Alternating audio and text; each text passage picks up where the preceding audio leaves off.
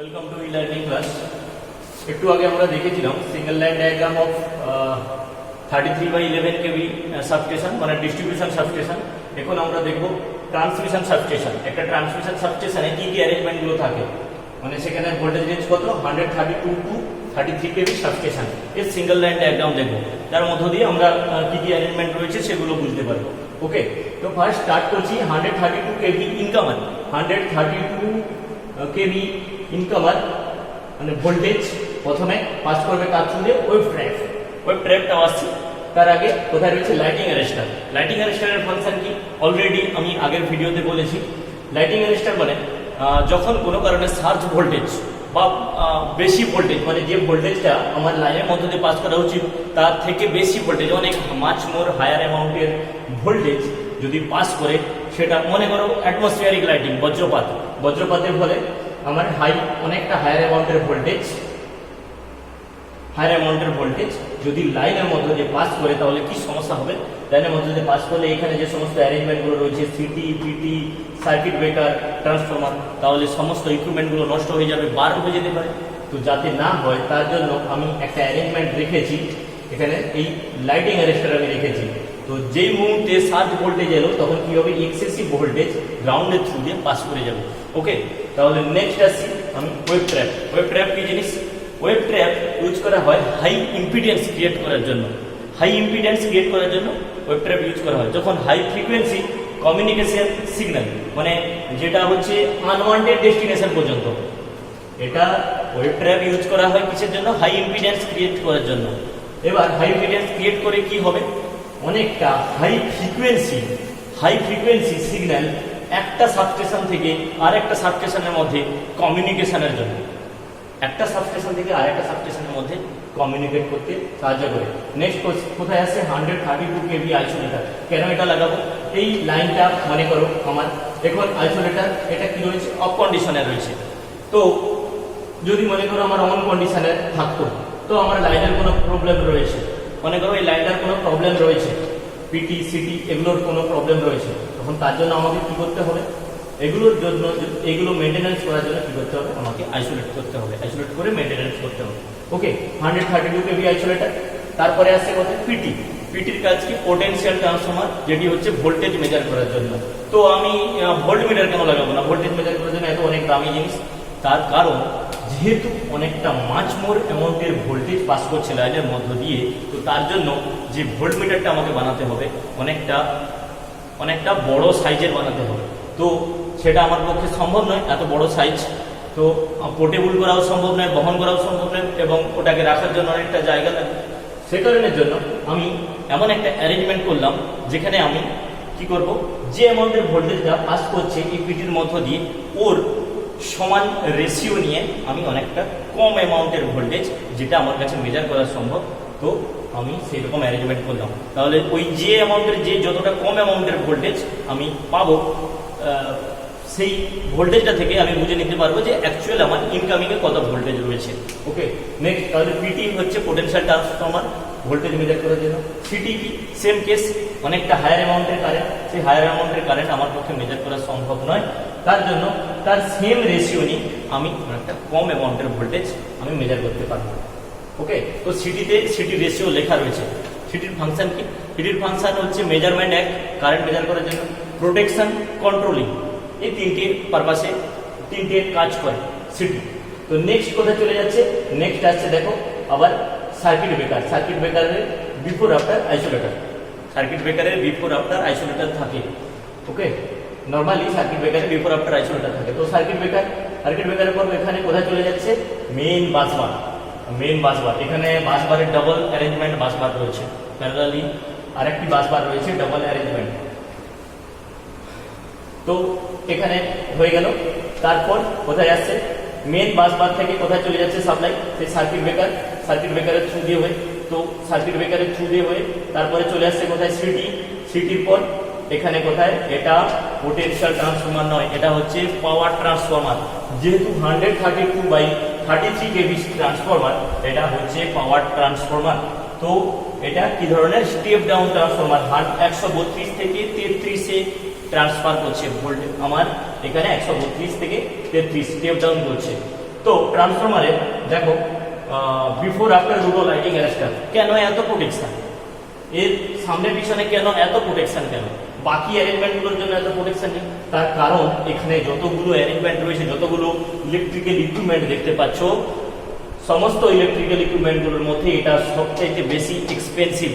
যদি কোনো কারণে এটি ফল্ট হয় বা এটা যদি বার্ন হয়ে যায় তাহলে কি হবে? এরপরে যে সমস্ত আমার ইকুইপমেন্টগুলো রয়েছে বা যেখানে আমার আউটগোয়িং যাচ্ছে যে লোডগুলো, তাহলে সেগুলো প্রত্যেকটা বসে যাবে। তো সেটা হয় না, নর্মালি সেটা হয় না, তার জন্য আলাদা অ্যারেঞ্জমেন্ট, সেগুলো পরে আসছি।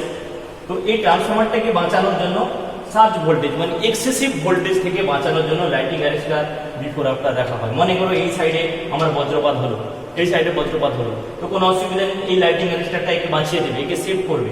কিন্তু মনে করো এই সাইডে হলো, তখন কি হবে? তো তার জন্য দুই সাইডে লাইটিং অ্যারেস্টার রাখা হয়। তাছাড়া ট্রান্সফরমার নষ্ট হলে বা ট্রান্সফরমারটি যদি বার্ন হয়ে যায় কোনো কারণে, তো কি কি ক্ষতি হতে পারে? প্রথমত আমার কস্টের দিকটা দেখতে হবে।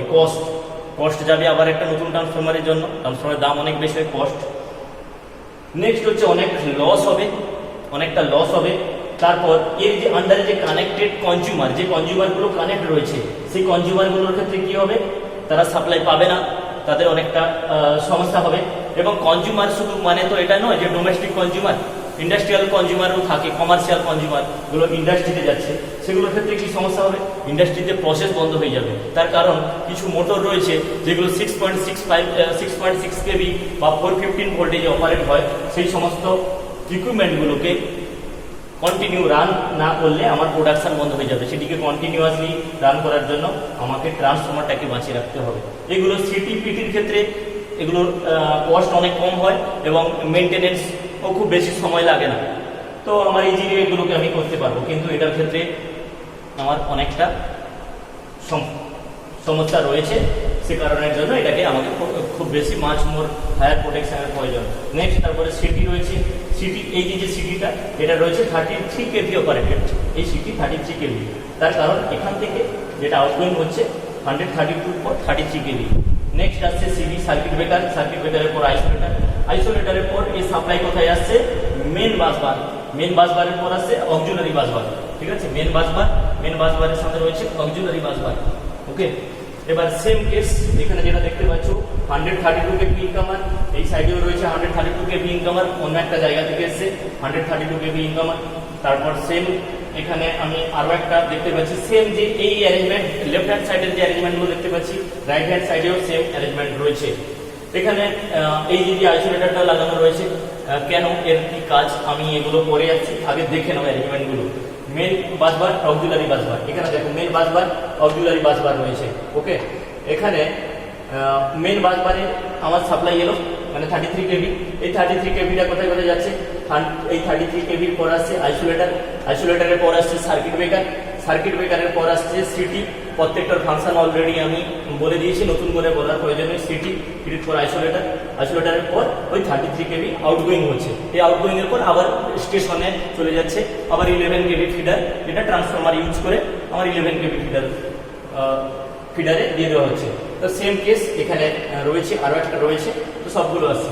সবার প্রথমে আমি চলে আসি, এখানে তো সবগুলো আমি আলোচনা করলাম, কিন্তু আমি বাস কাপলারটা আলোচনা করি। দেখো প্রত্যেকটা বাস কাপলার রয়েছে, এখানে বাস কাপলার রয়েছে, এই দুটো আমাকে আলোচনা করা হয়নি। তো বাস কাপলারের ফাংশন কি? বাস কাপলার এই কথাটার মধ্য দিয়ে লুকিয়েছে দুটো বাসকে কাপলিং করতে সাহায্য করছে। ওকে, তো এখানে দেখো মনে করো আমার এই সার্কিট ব্রেকারটার প্রবলেম হয়ে গেছে, সার্কিট ব্রেকারটাকে মেনটেনেন্স করতে হবে। তাহলে কি আমি পুরো লাইন বন্ধ করব? পুরো লাইন কি বন্ধ করব?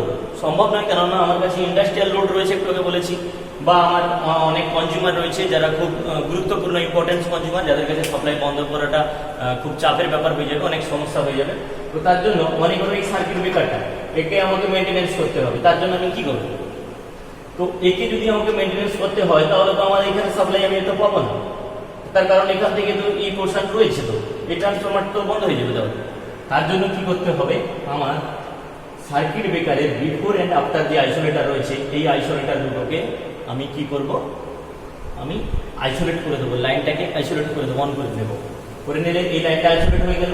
এই লাইনটা আইসোলেট করে তো নিলাম, ওরা আগে আমি এই লাইনটাকে চার্জ করে নেব। ঠিক আছে, এই লাইনটাকে চার্জ করে নেব, তাহলে কি হবে, এই লাইনটা অটোমেটিক্যালি এটা অলরেডি বন্ধ হয়ে গেল। ঠিক আছে, মেন বাস বার বন্ধ হয়ে গেল। এবারে সাপ্লাই আসবে কোথায়, এই দুটো বন্ধ হয়ে গেল, সাপ্লাই আসবে এটা থ্রু দিয়ে হয়ে। ঠিক আছে, এটা থ্রুতে তো এখানে তো সাপ্লাই আমার পড়ে থাকবে, এই বাস বারটাতে আমার পড়ে থাকবে, কিন্তু আমার আসবে এখানে কোথায়, আমার দরকার আছে আমার এখানে নিয়ে আসার জন্য। তো এটার জন্য আমাকে কি করতে হবে, দেখো অলরেডি এটা কিন্তু বন্ধ আছে, এখানে এই বাস বারের এই পোর্শনটা বন্ধ রয়েছে আর এই পোর্শনটা বন্ধ রয়েছে। আমার সাপ্লাই রয়েছে এটা দিয়ে হয়ে, আমি দেখিয়ে দিই। এবারে সাপ্লাই কিরকম রয়েছে দেখো, তো এটাকে যদি আমি অন করি তাহলে সাপ্লাই আসবে আমার এদিক থেকে হয়ে এদিকে, এটাতে পড়ে থাকলো, এটাকে অন করে দিলাম, তো সাপ্লাই আমার এখান পর্যন্ত এসে পড়ে থাকলো। বাস কাপলারটা যেটা রয়েছে বাস কাপলারও অন করে দিলাম।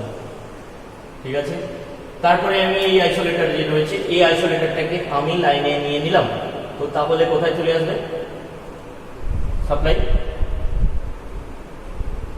সরি ভুল করা হলো, এখানে এটাতে অলরেডি পড়ে রয়েছে সাপ্লাই, এটাতে পড়ে রয়েছে, তো এই আইসোলেটরটাকে আমি অন করব।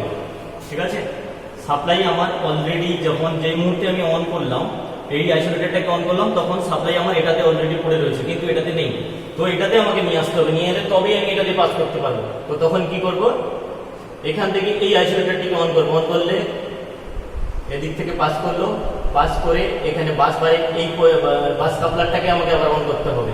বাস কাপলার অন করলে কি হবে, থ্রুতে পাস করবে, আবার এই আইসোলেটরটাকে অন করবো, এই আইসোলেটরকে অন করলে তো আমি অলরেডি সাপ্লাইটা আমি এখান পর্যন্ত এই বাস বারে মেন বাস বারে পেয়ে যাচ্ছি।